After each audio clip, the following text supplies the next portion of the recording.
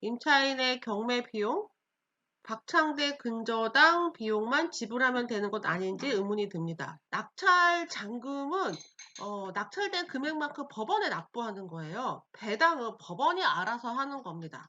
우리가 상관할 내용이 아니에요.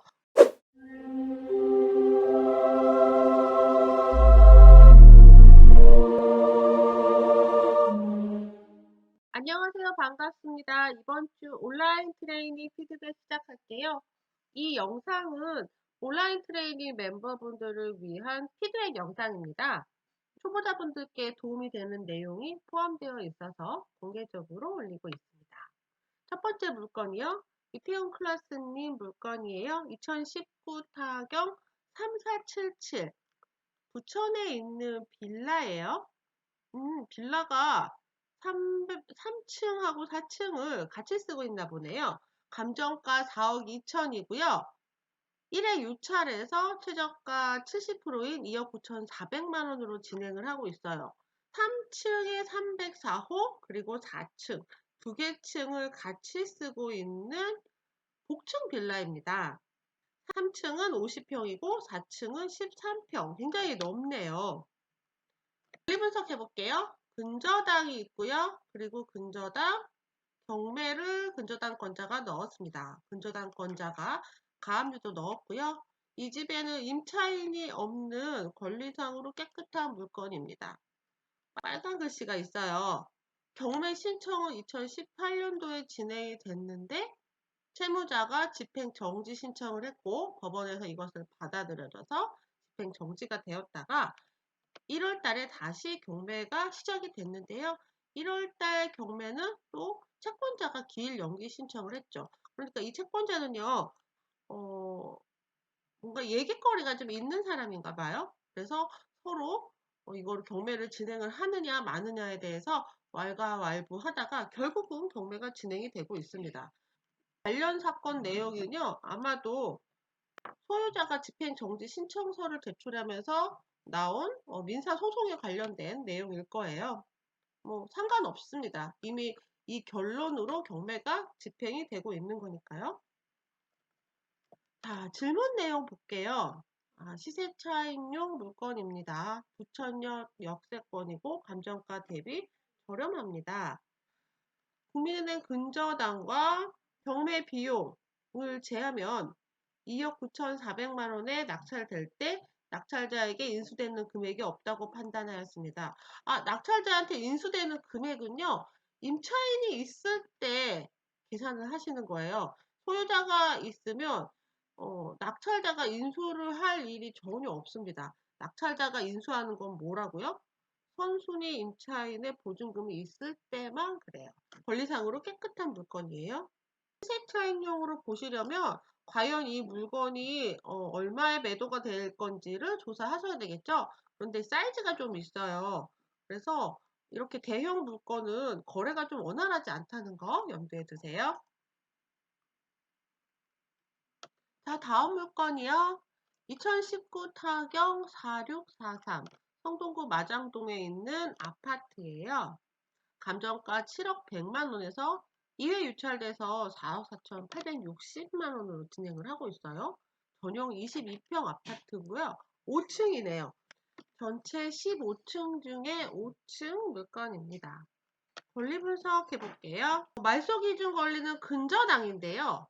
근저당이 은행이 아니네요. 2017년에 개인 근저당이 있는데요. 을 27 같은 거네요. 두 명의 이름으로 1억 3,500만 원 개인 근저당이 있고요.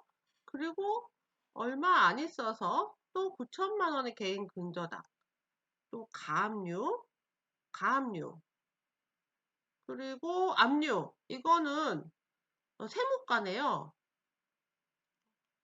성동구 물건이니까 성동구에 세무과 압류가 있고 다시 개인 근저당. 경매를 넣은 사람은 또 다른 개인입니다. 은행이 없네요.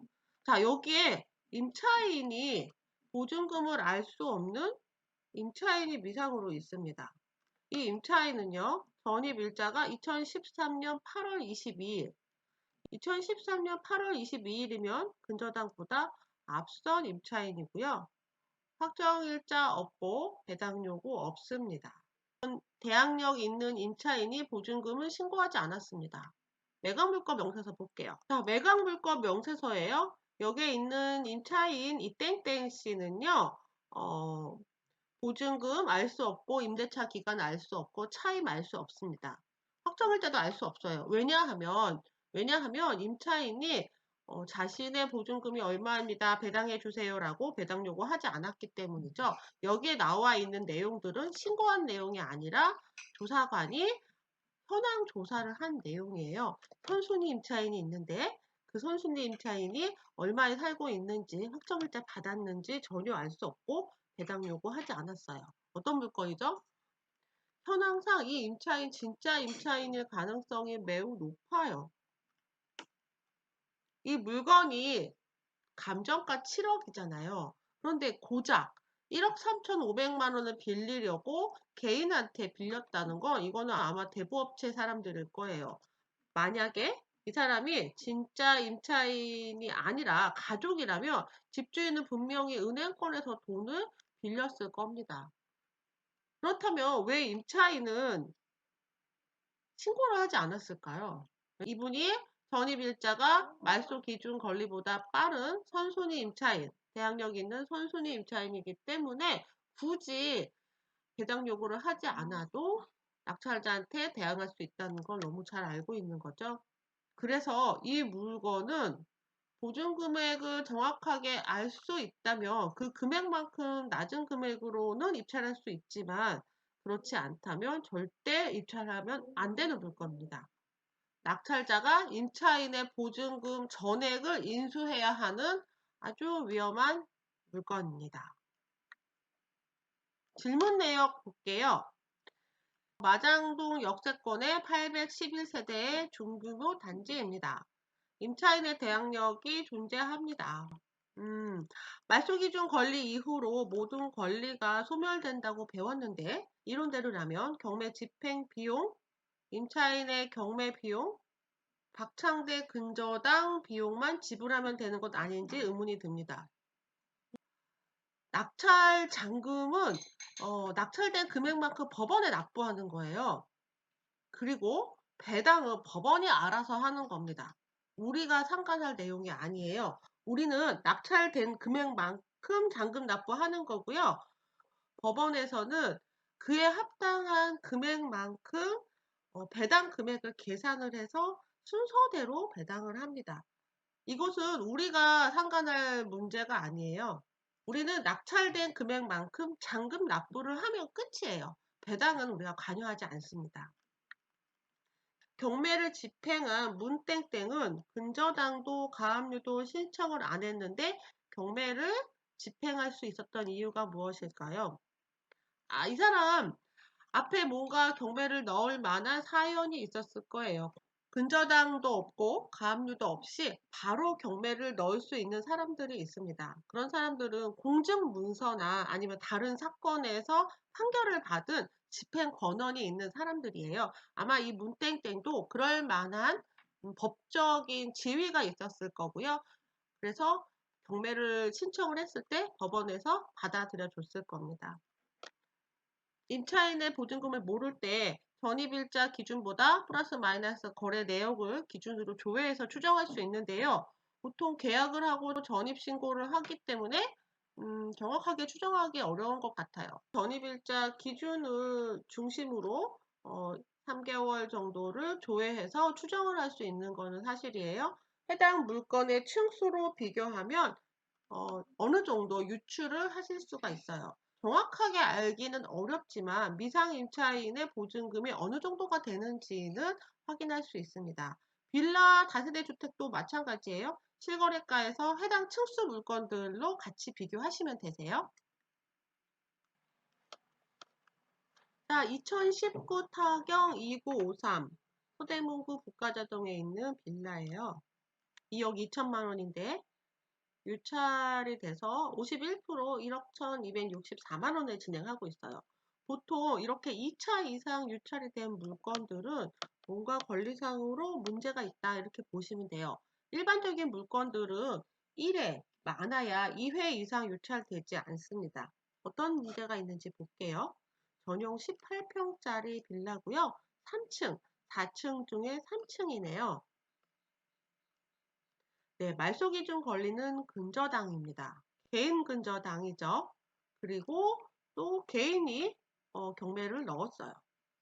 이 집에는 임차인이 있습니다. 임차인의 전입일자는 2016년 8월 2일, 말소기준 권리보다 빠른 선순위 임차인이죠. 선순위 임차인, 대항력 있는 선순위 임차인이고, 보증금 알 수 없어요. 확정일자 있는지 알 수 없어요. 신고를 하지 않았거든요. 때문에 이 임차인의 보증금은 낙찰자가 전에 인수를 해야 됩니다. 이 금액이 얼마인지는 알 수 없는 상황이에요. 자, 질문 내용 볼게요. 임차인이 대항력이 있으며 배당 요구를 하지 않아서 낙찰자가 인수해야 합니다. 임차인이 대항력이 있을 경우 배당 요구를 배당 종기 이내에 하지 않으면 무조건 낙찰자가 인수하는 것이죠? 네, 맞습니다. 대항력 있는 임차인은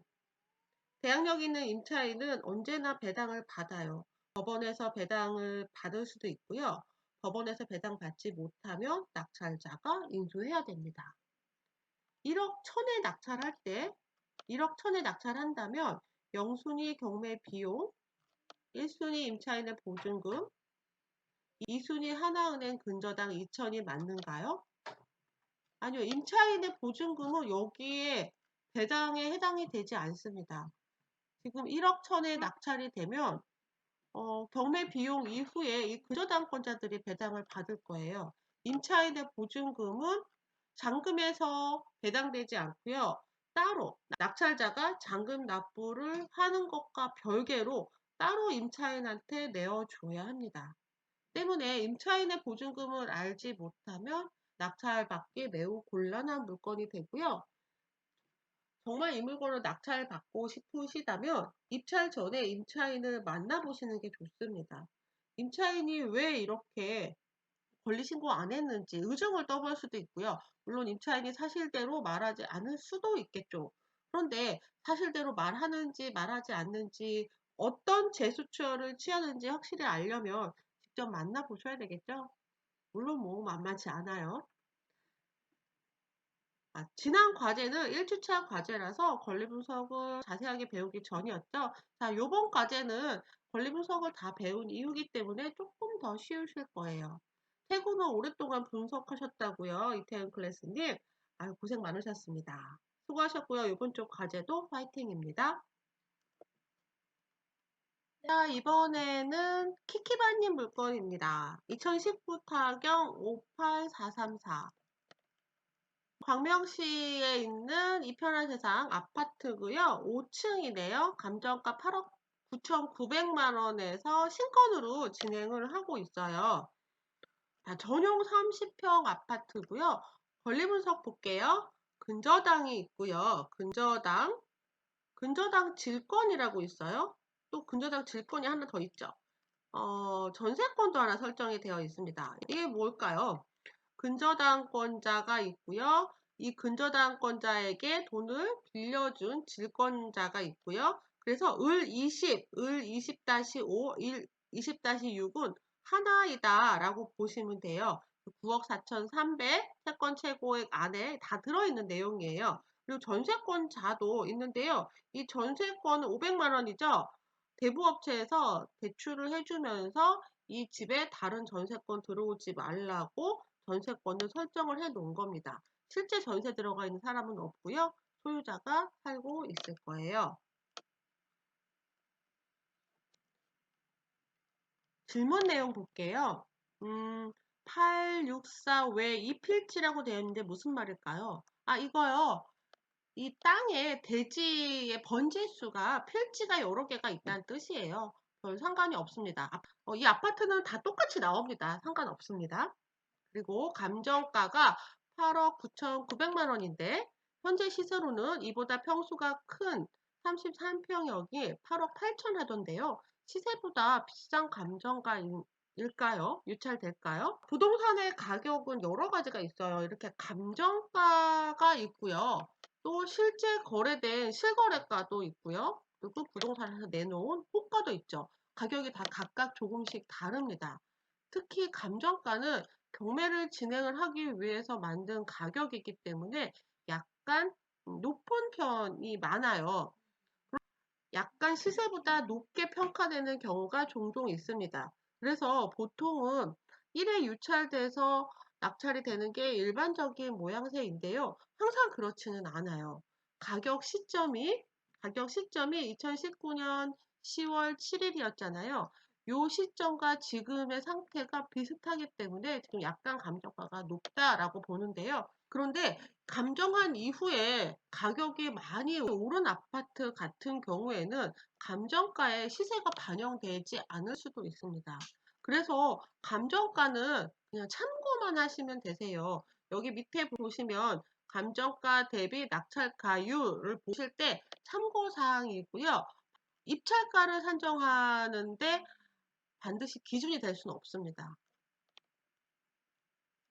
입찰할 가격을 결정을 할 때는 현재 거래되고 있는 그 가격을 기준으로 하셔야 돼요. 왜냐하면 가격이 계속 변하잖아요. 감정했던 시점보다 부동산 가격이 하락할 수도 있고요. 감정했던 시점보다 부동산 가격이 상승할 수도 있죠. 그래서 보통은 시세보다 감정가는 약간 높은 것이 일반적이지만 항상 그렇지는 않다. 늘 시세를 기준으로 보셔야 합니다. 자, 이번 물건은 2019 타경 106474 화곡동에 있는 아파트입니다. 감정가 1억 7천만 원 신건으로 진행을 하고 있는데요. 한번 낙찰이 됐다가 미납한 물건이네요. 10층 중에 3층이에요. 그런데 이 물건 특이사항이 있어요. 대장 용도가 소매점, 근린생활시설로 되어 있습니다. 집으로 쓰여지는 그런 용도가 아니고요. 근린생활시설로 미용실이나 슈퍼나로 쓰게끔 지어진 용도라는 거죠. 그런데 이 물건은 공부상 용도는 근린생활시설로 되어 있지만 현황은 주거용으로 이용 중입니다. 실제 모양은 집하고 같다라는 거죠. 먼저 권리 분석 볼게요. 가압류가 말소 기준 권리고요. 밑으로 소멸입니다. 여기에 경매를 넣은 사람이 소땡땡 임차인이군요. 임차인이 경매를 넣었어요. 임차인이 지금 2명으로 되어 있는데 부부예요. 두 분은 부부입니다. 때문에 이 사람 한 사람 경매 넣은 사람 것만 보면 될 거예요. 임차인 소땡땡님은 전입일자가 2017년 5월 2일로 말소 기준 권리보다 앞선 대항력 있는 선순위 임차인이고요. 확정일자 받았고 배당 요구했습니다. 이 임차인은요, 경매를 넣은 사람이기도 하고 대항력 있는 선순위 임차인이죠. 만약에 이 물건의 가치가 1억 5,200만 원이 넘는다면 낙찰받고 배당으로 임차인은 보증금을 받아서 이사를 나갈 수 있어요. 그런데 이 물건의 가치가 1억 5,200만 원이 되지 않는다면 이 물건에 절대 입찰해서는 안 됩니다. 왜냐하면 얼마의 낙찰이 받더라도 모자라는 그 보증금을 임차인한테 따로 내어줘야 하기 때문이죠. 이런 물건은요, 물건의 가치가 어느 정도가 되느냐가 매우 매우 중요한 그런 물건입니다. 그런데 특히 이 물건은 집이 아니잖아요. 근린생활시설이기 때문에 보통 집보다는 훨씬 더 저렴한 가격에 거래가 되어야 할 거고요. 결정적인 문제는 이 집은 원래 집으로 쓰여져서는 안 되기 때문에 불법 용도로 사용하고 있는 거예요. 불법 용도라고 건축물 대장상 기재되었다는 내용은 없는데요. 누군가 신고를 하면 불법 용도 사용으로 과태료가 부과될 수도 있고 그리고 원상복귀를 하라고 할 수도 있습니다. 하지만 임차인의 경우에는 이 집이 어떤 용도인가에 상관없이 임대를 들어가서 살 수 있어요. 임차인의 지위도 다 가질 수 있고요. 그래서 임대를 하기 위해서 근린생활시설인 물건들을 낙찰받아서 임대를 놓는 분들도 계시는데요. 경매를 처음 시작하시는 분들께는 그리 권하지 않는 그런 방법입니다. 질문사항 볼게요. 사진상으로 보니까 원룸 투룸 같은 형태로 개조해서 분양한 것 같아요. 주거용으로 계속 사용 가능할까요? 주거용으로 사용할 수는 있습니다. 하지만 불법 용도 사용으로 인한 과태료 부과, 그리고 음, 원상 복귀를 하라고 시정명령이 나올 위험성이 있습니다. 임차인이 소땡땡과 그 배우자인 두 사람으로 되어 있는데요. 상관없을까요? 예, 그거는 괜찮아요. 이런 물건을 받아서 월세 받는 걸로 전환해서 갖고 있을 수 있을까요? 그렇게 할 수는 있는데요. 경매를 처음 하시는 분들이 근생 물건을 하는 거를 권하지는 않습니다. 가능하면 제대로 된 빌라, 아파트 물건으로, 주거용 물건으로 하시기를 추천드려요. 또 질문 내용이요.